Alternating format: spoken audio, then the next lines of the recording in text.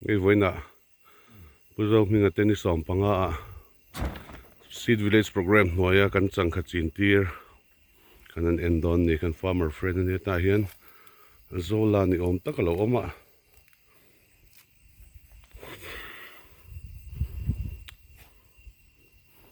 hi mania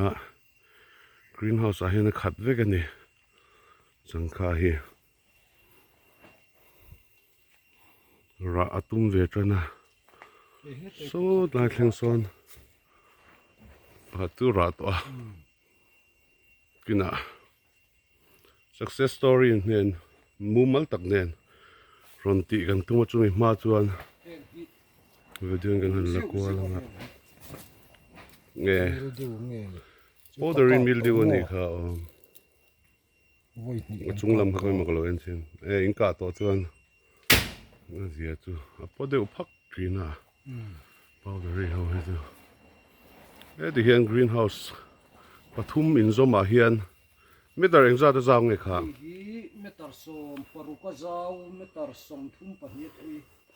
meter som paruka zaw meter som thum pahnih a thui ani thai so lai to phlin so na ama ga kal lo mai nga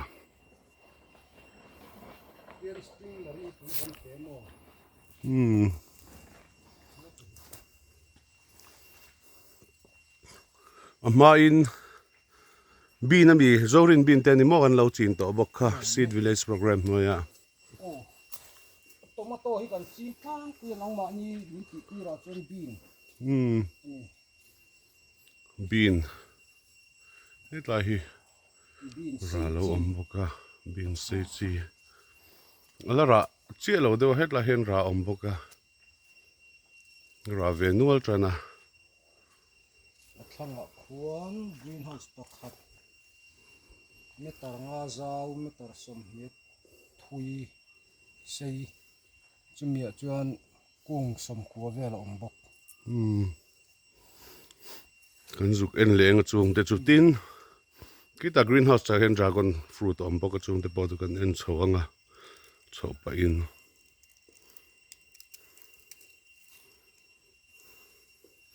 taima em maya lo ti hlotling hle a ti hian le tha lo pe vek bok ka kung tin bul hi kan hmu ang hian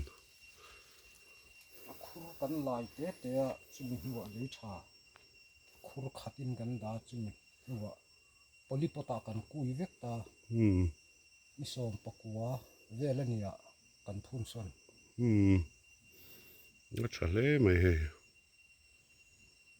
thar teu tur a ngai la down mil du kan ka an chu kan ben de jim nó thar khop mày lo kap zel ro hey greenhouse te zo ma kan lut le don ni pot Changkha lo khat thar khop maya ranual to a success story siam huna video nen uluk takin kan ting so lai thleng so na oma munom tham khop mai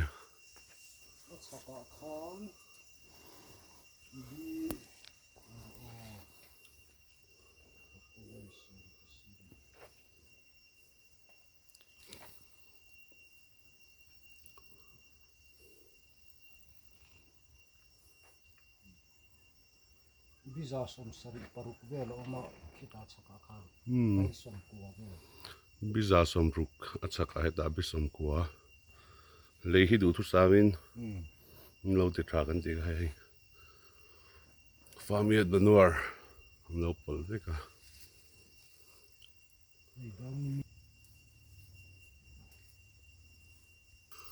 grape po hi nei tha khop maya an huang khian nei tha hle mai henga te hian training te farm school te kan zuk nei pui thina lok thla kan ti khop maya dragon fruit kan en le don ni grape hi engza ngei thar thinang zabor ni tang pi quintal za vel mo tlai hian a inkara hian grape hnuai grape hna hi thlasika tlakol thina chumi fill up nan chon cha na te kan pe thina kumin chu hei tomato ani thunga ang chuan tlama hian bean classic chin chi kan chi chua a tha tho kha a chi chua seed village program mi tho kha ala ni vek ani bor pui chem pai alo nei boka in ngai lo me moni tai hian classic lai thai chom na tur tha lai chom na tur tuyen kho pam boka ki tai jong jong hian enila a grep hun vek khalani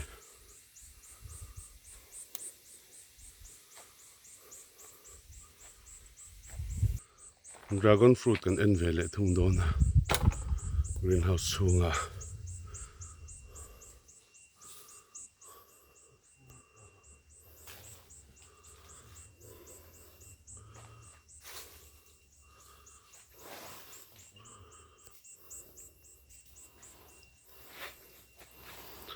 try in ti ve mo